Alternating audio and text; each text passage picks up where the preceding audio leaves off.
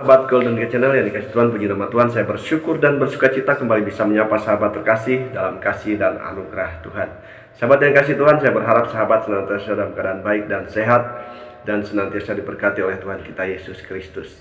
Ya baik sahabat yang kasih Tuhan, jangan lupa untuk terus dukung Golden Gate Channel dengan cara subscribe, like, komen, dan share setiap video yang ditayangkan sehingga channel ini boleh berkembang dan banyak orang yang boleh diberkati oleh setiap tayangan video kami. Sahabat yang kasih Tuhan, hari ini kita akan membahas mengenai pesugihan. Ya, apa itu pesugihan? Ya, pesugihan adalah serangkaian mitos atau ritual yang dipercaya bisa digunakan untuk memperoleh kekayaan secara instan melalui jalan pintas. Ya, biasanya dengan bantuan entitas atau makhluk gaib. Nah, saat melakukan ritual pesugihan, pelaku pesugihan biasanya membuat perjanjian dengan makhluk gaib. Dalam melakukan perjanjian, tumbal atau mahar tertentu harus dipersembahkan kepada makhluk gaib sebagai pengganti atau sebagai barter untuk kekayaan yang diperolehnya. Ya, korban tumbal pesugihan ditentukan berdasarkan permintaan sang makhluk gaib dan pelaku pesugihan harus bisa memenuhinya. Ya. Nah, sahabat yang kasih Tuhan, itulah ya gambaran daripada ritual pesugihan. Nah baik, saat ini kita akan melihat tayangan berikut ini. Selamat menyaksikan, Tuhan memberkati kita sekalian. Amin.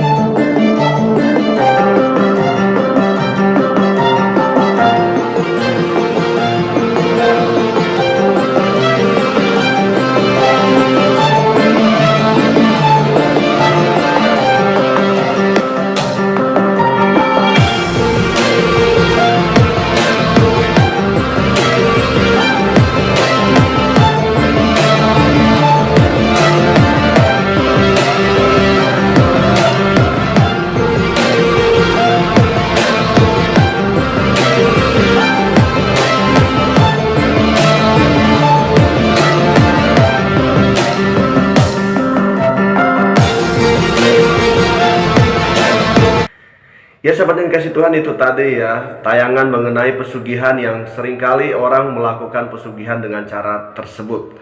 Ya sahabat yang kasih Tuhan, tentu pesugihan ini adalah satu cara untuk mendapat kekayaan ya, dimana seseorang melakukan pesugihan dimana mereka menyembah setan dan melakukan perjanjian kepada setan untuk mendapat kekayaan.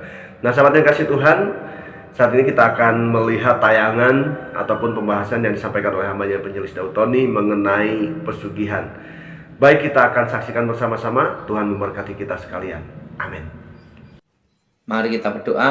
Bapa di surga, dikuduskan namamu, nyatakan kuasamu Tuhan, lawat kami secara pribadi. Kehendak Elohim terjadi dalam hidup kami, kuasa Elohim bekerja. Bebaskan kami dari yang jahat. Kuasa Roh Kudus melawat kami secara pribadi dengan program ini, banyak pertobatan, keselamatan, dan nama Tuhan dimuliakan di dalam nama Yesus. Amin. Amin, amin, haleluya. Terima kasih dalam Tuhan. Kita buka Alkitab kita dalam Injil Yohanes pasal 10 ayat 8 sampai dengan ke 10. Semua orang yang datang sebelum aku adalah pencuri dan perampok, dan domba-domba itu tidak mendengarkan mereka. Akulah pintu, barang siapa masuk melalui aku, ia akan selamat, dan ia akan masuk dan keluar dan menemukan padang rumput. Pencuri datang hanya untuk mencuri dan membunuh dan membinasakan. Aku datang supaya mereka punya hidup dan mempunyainya dalam segala kelimpahan. Amin. Nah, Alkitab berkata bahwa Yesus datang untuk menyelamatkan, kelimpahan, dan memberi kita hidup yang kekal. Tetapi setan datang adalah untuk mencuri, membunuh, dan membinasakan. Setan tidak ada tujuan menolong manusia. Setan tidak ada tujuan untuk menyelamatkan manusia. Kenapa? Karena setan tahu tidak diampuni. Nah, saudara yang sudah kasih dalam Tuhan, kadang orang mencari kekayaan, yang namanya pesugihan, supaya laris toko, naik pangkat, dan lainnya itu, kadang berpikir bahwa setan itu bisa memberkati. Kadang berpikir setan itu bisa menolong. Ingat, saya peringatkan pada saudara, setan tidak pernah ada tujuan menolong manusia, karena setan tahu tidak diampuni. Yang jadi pertanyaan, apakah setan bisa membuat orang kaya? Apakah setan bisa bikin orang naik pangkat? Perlu saudara tahu, itu loh dukun yang membuat kaya. Kenapa dukunnya tidak kaya sendiri? Nah, saudara, orang kalau minta kekayaan setan tuh diambil dari mananya. Perlu udah tahu bahwa setiap manusia tuh punya rezekinya masing-masing. Itu pemahaman saya sebelum bertobat. Kalau orang yang minta kuasa setan, itu mengambil rezekinya anak cucunya. Kalau rezeki anak cucunya itu kaya, hokinya besar, maka orang tuanya langsung kerja apapun berhasil. Tetapi setelah orang tuanya mati, anak cucunya ini kerja apapun bangkrut, gagal, habis. Kenapa? Karena rezekinya sudah, berkatnya sudah diambil dulu sama orang tuanya. Dan orang yang minta kekayaan sama setan, menjual jiwanya pada setan, itu kena kutukan, tidak bisa menikmati kekayaan itu. Yaitu stroke, sakit penyakit, mati ndak, hidup ndak. Keluarga hancur. Jadi saudara jangan berpikir setan bisa bikin orang kaya, ndak bisa. Kenapa? Karena setan bukan pencipta. Beda dengan Tuhan, Tuhan itu adalah pencipta yang tidak ada menjadi ada. Itu bedanya Tuhan dan setan. Makanya setan itu tidak bisa memberkati.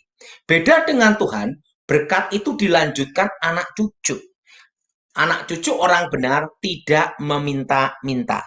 Jadi saudara harus membedakan di sini antara pencipta dan tidak bisa mencipta. Kalau Tuhan itu pencipta dan setan bukan pencipta. Jadi saudara hilangkan konsep bahwa setan bisa memberkati. Tidak. Karena apa? Setan bukan pencipta. Maka Alkitab mengatakan setan itu pencuri. Mencuri apa? Rezeki dari anak cucu dipindah orang tuanya. Setelah orang tuanya mati, anak cucunya kerja apapun bangkrut, habis, gagal. Nah, sedangkan orang yang minta kekayaan menjual jiwanya pada setan, gimana? Nanti anaknya ada yang kecelakaan, ada yang sakit kanker mati semua, dan orang tuanya pun mati ndak, hidup ndak, waktu mau matinya susah, dan tidak bisa menikmati kekayaan itu, dan habis lagi. Nah, jadi saudara, yang jadi pertanyaan, kenapa korban-korban yang berhubungan dengan pesugihan, itu ada namanya sesajen. Sesajennya itu selalu hewan bernyawa, kayak kambing, sapi, setelah itu kerbau, ayam. Nah, itu lambang dari generasi. Biasanya bancaan selamatan disuruh makan rame-rame. Nah, itu nanti generasinya itu, kalau makan bagian kaki orang tuanya, maka kaki-kaki anak cucunya sakit bagian kaki semua. Nah, kalau makan bagian kaki depan, nah nanti anak cucunya sakit bagian tangannya semua. Kalau ayam itu kan sayapnya. Nah, itu lambang dari gambaran dari keturunan itu. Dan kalau dia itu nanti makan bagian kepala, orang paling disayangi mati. Nah, jadi saudara, untuk apa? Jadi setan itu pencuri, penipu, pembunuh, pembinasa. Beda dengan Tuhan. Tuhan adalah pencipta yang tidak ada menjadi ada. Nah, berkat itu diturunkan anak cucu. Maka Alkitab berkata, anak cucu orang benar tidak minta-minta. Nah, yang jadi pertanyaan, Pak, kalau dulu kami terlibat kuasa gelap, orang tua kami terlibat kuasa setan, menjual hidupnya kepada setan, bagaimana rezeki anak cucu kami semua? Nah, perlu udah tahu, pada waktu kita bertobat percaya Tuhan Yesus, bertobat lahir baru, segala kutuk itu dibatalkan. Nah, Pak, kalau orang tua kami minta setan-setan, berarti rezeki kami kan hilang, diambil orang tua. Ingat, Tuhan bisa menciptakan yang tidak ada menjadi ada. Ya sahabat yang kasih Tuhan, kita boleh diberkati melalui setiap firman Tuhan dan juga penjelasan yang disampaikan oleh hambanya Penyelis Daud Tony mengenai pesugihan.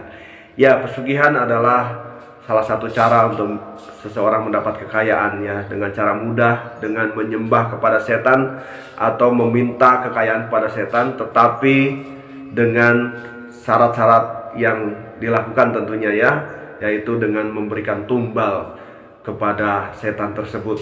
Nah, kenapa? Karena setan tidak pernah mau gratis, ya.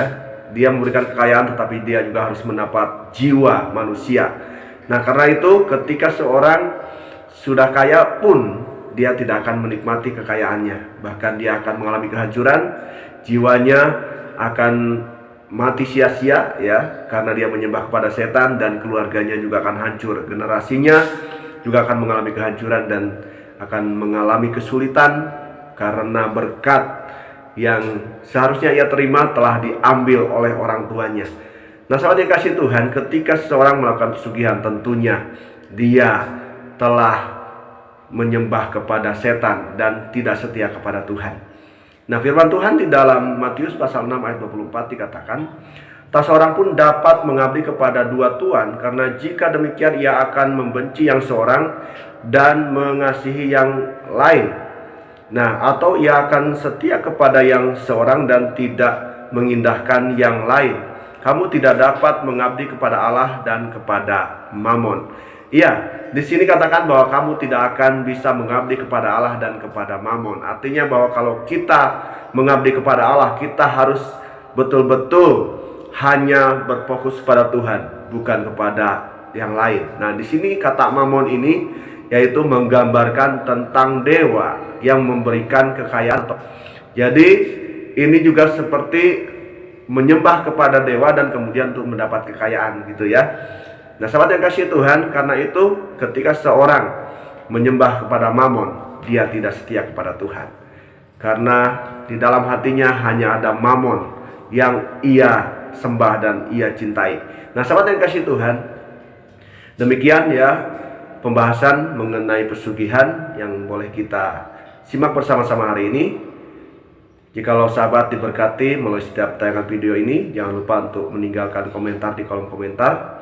Dan jikalau sahabat ingin yaitu mendapat dukungan doa atau mau didoakan, sahabat bisa menghubungi nomor WA 082128047204 dan juga saudara bisa menghubungi langsung ya untuk mendapat dukungan doa.